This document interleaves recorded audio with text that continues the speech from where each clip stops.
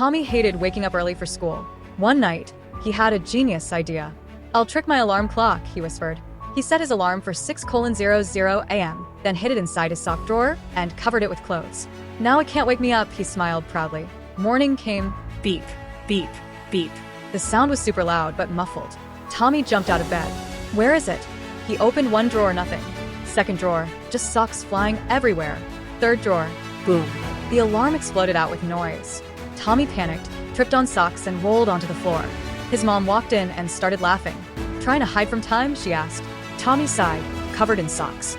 "I think time found me first. You can't trick time, but you can definitely make it laugh."